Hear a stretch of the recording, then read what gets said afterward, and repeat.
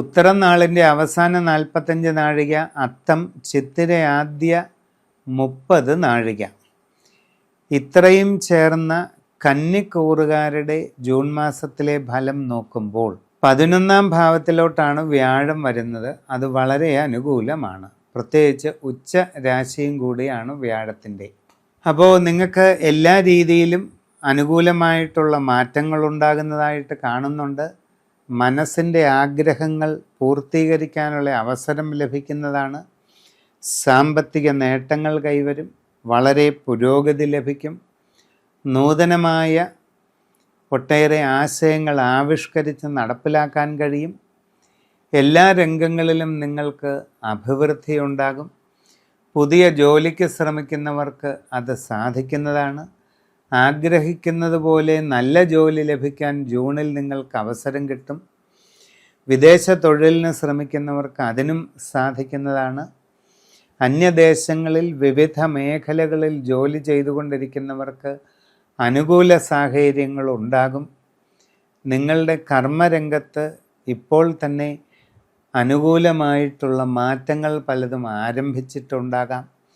ഒട്ടേറെ ഗുണാനുഭവങ്ങൾ നിങ്ങളെ തേടിയെത്താൻ സാധ്യതയുള്ള ഒരു സന്ദർഭമാണ് ജൂൺ മാസം. വിദ്യാർത്ഥികൾക്ക് പഠനകാര്യങ്ങളിൽ വളരെ ഗുണകരമായിട്ടുള്ള നല്ല മാറ്റങ്ങൾ വന്നു ചേരും.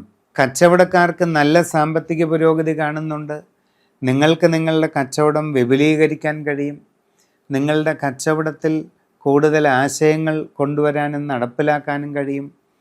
നിങ്ങളുടെ കച്ചവട രംഗത്തെ കുറേ കൂടി വികസിപ്പിക്കുന്നതിന് നിങ്ങൾക്ക് അവസരമുണ്ടാകും.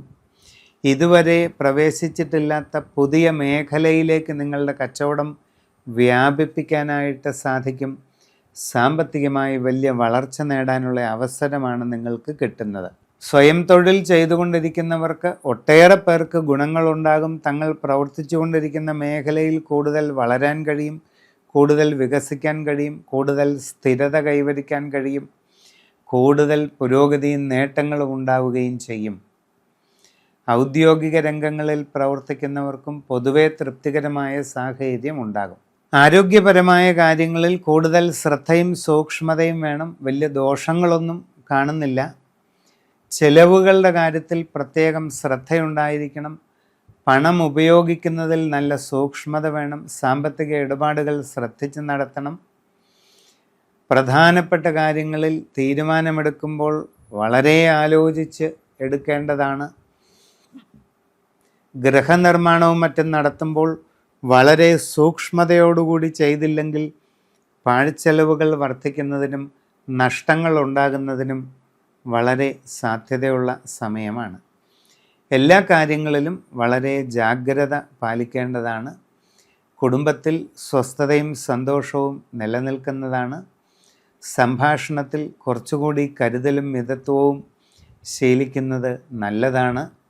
മനസ്സിന് ടെൻഷനും പിരിമുറുക്കവും ഒഴിവാക്കാൻ ശ്രമിക്കേണ്ടതാണ്. സമ്പൂർണമായ രാശിചിന്തയിലൂടെ ഉചിത പ്രതിവിധി കണ്ടെത്തി മുമ്പോട്ട് പോവുക.